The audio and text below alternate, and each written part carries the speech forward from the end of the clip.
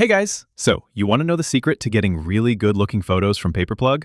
I'm going to show you a quick trick that most people don't know about, using the other option to add your own custom descriptions. Alright, so let's start with an Adidas receipt. I've got my receipt ready here, looking good. Now when you click Generate Photo, you see these three options: background, condition, and lighting. The trick is right here, the other option. So instead of just picking desk or white table, click Other under background. And now you can type whatever you want. I'm going to write, placed on a blue Adidas shoebox. See? Now the AI knows exactly what kind of scene I want. It's not just a boring desk anymore. It's actually on an Adidas box, which makes it look way more believable, right? Gonna keep condition on folded and lighting on indoor. And let's generate. And boom! Look at that! The receipt is actually sitting on a blue shoebox. That's so much better than just a plain background. Okay, let's do another one. This time with Apple.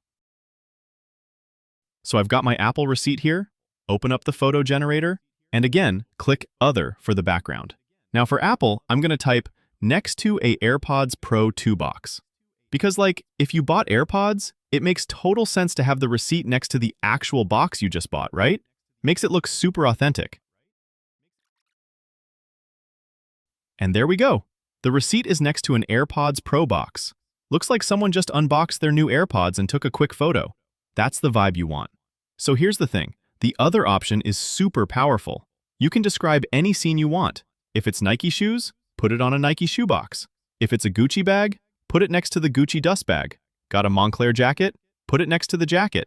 Just think about what makes sense for what you bought and describe it in the background field. The more specific you are, the better the results. Don't just say on a box. Say exactly what kind of box.